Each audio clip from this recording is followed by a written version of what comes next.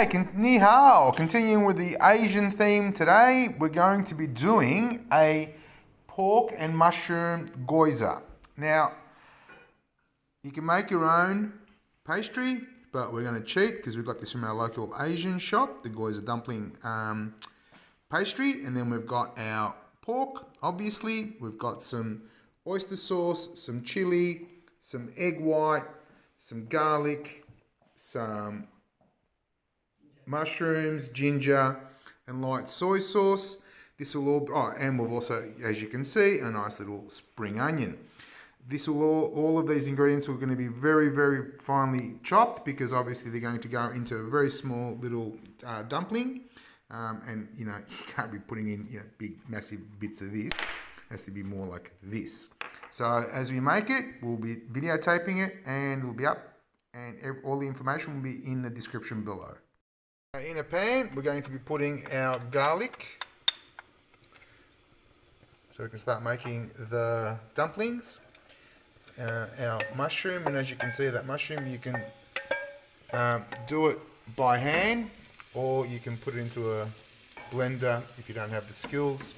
But as you can see, it has to be very, very finely chopped, because this has to be cooked all through first, and then it'll be put into the dumpling pastry. So once we add some more things, we'll come back to it.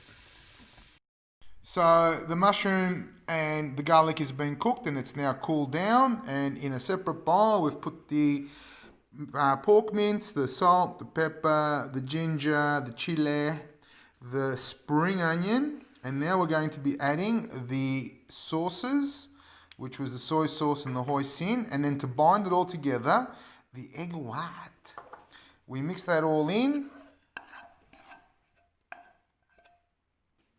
Sorry for my amateur thing. And then a good mix through.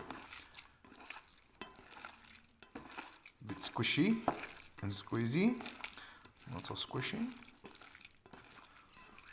Yeah, that's it. We're making the pork and mushroom gyozas.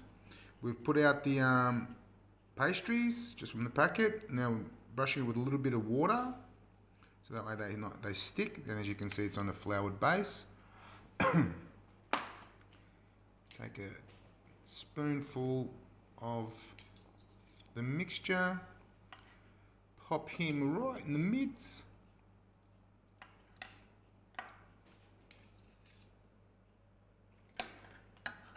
Now,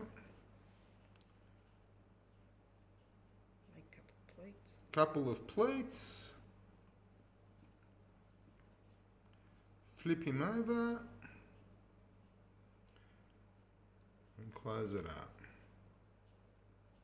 So nice and tight seal, and onto a well-oiled baking dish.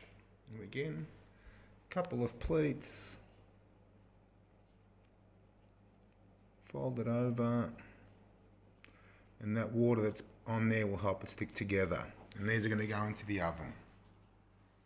Okay, earlier on I said that the gyoza are going into the oven. They're actually going into a pan with some water and a little bit of oil, and that way they're going to fry and steam at the same time, and they should be ready in about 10 minutes, and we'll see them when they're ready.